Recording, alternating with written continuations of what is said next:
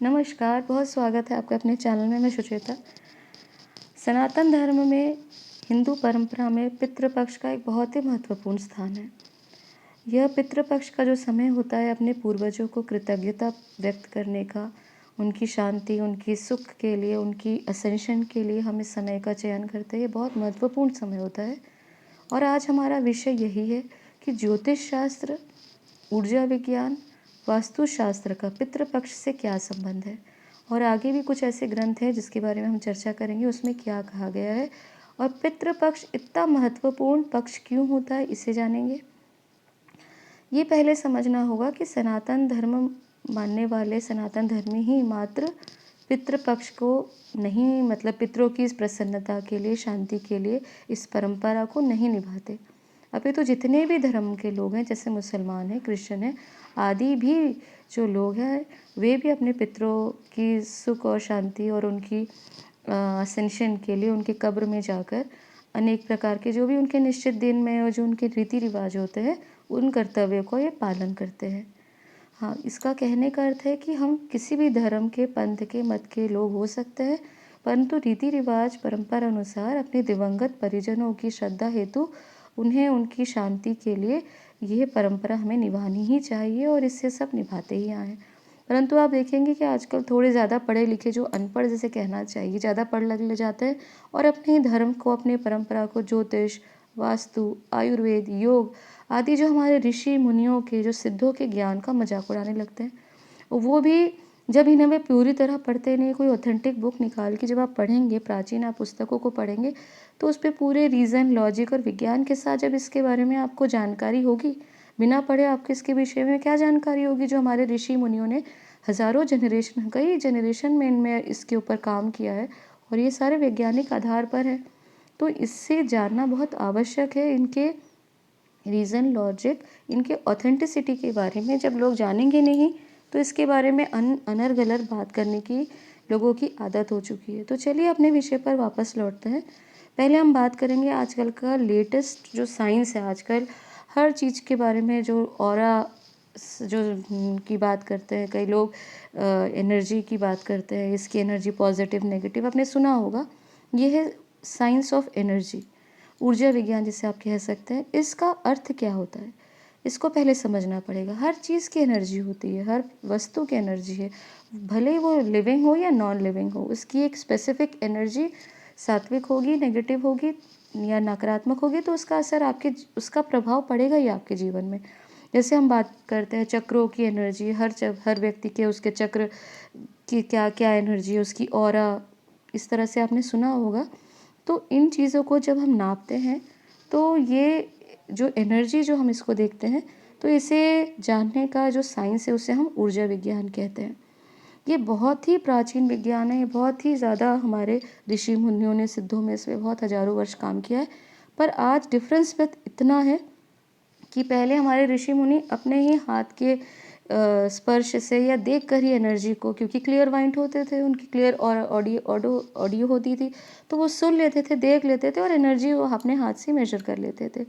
आज ये इतना ज़्यादा परफेक्शन इसमें आ गई, इतनी ज़्यादा ऑथेंटिसिटी इसलिए इसमें बढ़ गई, साइंस के साथ जुड़ गया है, क्योंकि हर चीज़ की जो इंस्ट्रूमेंट है, मशीन है, वो तैयार हो चुकी है, हाईटेक मॉडर्न मशीन, जो कि ऑरा नापने के काम आती है। वो हमारा काम है, हम इसको देखते हैं, हर चीज़ की ऑरा कितनी है, एक्सपैंड कर रही है, नेगेटिव है, पॉजिटिव है, किस तरह से वो आपको, आपके ऊपर काम करती है, उनको रेक्टिफाई कैसे किया जाता है। खैर ये एक विषय अलग है, परंतु इसी के साथ में आप देखेंगे कि बहुत सी जो है हाईटेक इंस्ट्रूमेंट्स आ गए हैं। पहले कोई नहीं जानता था कि मन की गति तो घोड़े जितनी है और इसको तो कोई नाप नहीं सकता। इस तरह से बहुत से लोग ऐसे, अपने पूर्वजों ने, आप बड़ों के घर से सुना होगा, ये बहुत ही आउटडेट हो चुका है। आप मन के विचारों की गति को नाप सकते हैं, आप अपने किसी की ऑरा नाप सकते हैं, वो भी इतना सिंपल, जैसे आप किसी से बीपी चेक कराते हैं, उतनी सिंपल इंस्ट्रूमेंट्स में आप इन्हें, अपनी एनर्जी को, अपनी ऑरा को, अपने चक्रों को, किसी भी चीज़ को आप नाप सकते हैं। नापने की कोई कोई ये नहीं है कि आप किसी भी, ये लिमिटेशन नहीं है। हर चीज़ का, समझ में आता है, मन के स्पंदन को आप नाप पा रहे हैं। इन्हीं विचारों को, जैसे मैंने बताया कि जैसे आप किसी के माइंड एनर्जी को, जो दिमाग से निकलने वाले स्पंदन हैं, उन्हें आप नाप के ये बता सकते हैं कि आज जो व्यक्ति है वो कितना काम, कितना सेन या कितना इनसेन है, क्योंकि इसकी मीटर है, इसकी हर एक मेजरमेंट है। इसीलिए कहा जाता था कि आत्मज्ञानी के विचार, क्योंकि आत्मा पे विजय पा ली है और ब्रह्मलीन हो चुका है, तो आत्मज्ञान होने के कारण मन में विचार नहीं उत्पन्न होते। और ये आज सिद्ध कर सकते हैं आप। पागल व्यक्ति को इतने विचार आते हैं वो आप इंस्ट्रूमेंट्स में, मशीनों में सिद्ध कर सकते हैं। यही है एनर्जी साइंस, और इन्हीं एनर्जी साइंस में आप एक्सपेरिमेंट कर सकते हैं। और ये एक्सपेरिमेंट हमें करके देखना ही चाहिए और उन्हें दिखाना चाहिए। जो लोग कहते हैं कि हमें अपने पितरों को जल देने की, तर्पण देने की क्या आवश्यकता है, जीते जी सेवा करनी चाहिए, नहीं, ऐसा नहीं होता।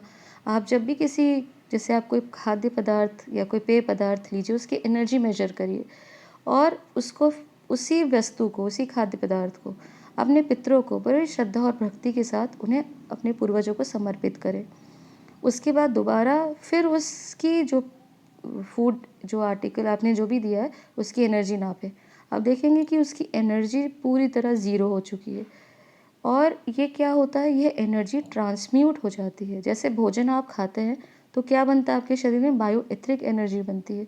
वैसे ही आप जब पितरों को एनर्जी देते हैं तो ये एक फूड आर्टिकल से वो एनर्जी में कन्वर्ट होकर वो एनर्जी ट्रांसम्यूट कर जाती है। एक्सपेरिमेंट हमें करके आप किसी को भी दिखा सकते हैं। वैसे ही प्रिंसिपल हमारे साथ, आप ईश्वर को जो आप भोजन करते हैं, देते, प्रदान करते हैं, उसको प्रसाद रूप में ग्रहण करते हैं, ये क्या चीज़ है, ये प्रसाद, क्योंकि ये कई फोल्ड एनर्जी एक्सपैंड कर जाती है। फूड तो वही है, लेकिन जैसे हमने ईश्वर को, अपने ईष्ट को समर्पित किया, तो वो एनर्जी कई गुना एक्सपैंड हो गई। ये एनर्जी फ्लो का जो है, ये साइंस है, इसको समझना पड़ता है कि एनर्जी हमेशा हाई से लो की तरफ प्रवाहित होती है। खैर, ये बहुत बड़ा व्यापक विषय है, लेकिन जो मेरा उद्देश्य था समझाने का, कि जब आप अपने पितरों को जल तर्पण करते हैं या भोजन देते हैं, किसी भी प्रकार के आप अपने पदार्थ को अर्पित करते हैं, तो वो वस्तु वहीं रहती है, लेकिन वो एनर्जी जो है वो ट्रांसम्यूट होके वो उनके डायमेंशन में पहुंच जाती है। और दूसरी जो हम बात बहुत इम्पॉर्टेंट आज आपसे करने वाले हैं, ज्योतिष शास्त्र अनुसार, अगर किसी को भी आप देखें कि ज्योतिष शास्त्र में कहा जाता है कि जो व्यक्ति अपने जीवन में, जिसके भी पितृ दोष होगा, वो जातक पूरा आजीवन संतति, संतान और धन समृद्धि से, उसके घर में बरकत को लेके वह व्यक्ति परेशान रहेगा ही। धनार्जन वो भले कितना भी कर ले, कितना भी धन उपाय कर ले, परंतु उसके जीवन में परेशानी, धन को लेकर ऋण आदि उसके जीवन में बने ही रहेंगे। आप ये देख भी सकते हैं कि जिनके जीवन में पितृदोष होता है, जो व्यक्ति बहुत ज़्यादा पितृदोष से पीड़ित होता है, उसके कंधों से लेकर उसकी हाथों की नसें बहुत ज़्यादा पीड़ित होती हैं, परेशान वो रहता है व्यक्ति। ये भी एक इंडिकेशन होता है। तो वापस हम ज्योतिष में बात करें, अगर किसी को अपने संतान से प्रॉब्लम है, अगर संतान नहीं हो रही है, संतान बीमार रहती है, या संतान बहुत उद्दंड है, आपके हिसाब से जो भी आप कहें वो बिल्कुल विपरीत, आपका बच्चा नहीं बात सुनता, तो भी आपको समझ लेना चाहिए कि एक पितृदोष का कारण यहाँ बना हुआ है। इसीलिए वायु पुराण में आत्मज्ञानी सुत जी ने ऋषियों को बताया कि ब्रह्मा जी ने स्वयं मनुष्य को संतति, सुख और समृद्धि के लिए नियम पूर्वक अपने पूर्वजों के लिए श्रद्धा से तर्पण आदि श्राद्ध करना ही चाहिए, तर्पण आदि करना ही चाहिए। ये बहुत महत्वपूर्ण है। उसके बाद हम देखते हैं वास्तुशास्त्र में क्या कहा जाता है। आप देखेंगे जब भी आप किसी के घर में पितृदोष हो, तो किसी भी व्यक्ति को रहेगा, उसके जीवन में उसका घर अलग से आपको समझ में आ जाएगा कि वह व्यक्ति वास्तु, उसका जो है वो पितृदोष से पीड़ित है। वह अलग से ही आपको, उसके घर में अलग सी नेगेटिव एनर्जी प्रवाहित होती है। और देख के भी समझ सकते हैं, उसके घर के जो ज़मीन है वो हमेशा, वो चलने से उसके पाँव काले हो जाएंगे। ऐसे बहुत सारे सिम्टम हैं, ये बहुत सारी चीज़ें आप देख के, उसके घर की दीवारों को देख के, छत को देख के आप समझ सकते हैं कि ये व्यक्ति पितृदोष से पीड़ित है और वो अनेक जीवन में दुखों का सामना कर रहा है।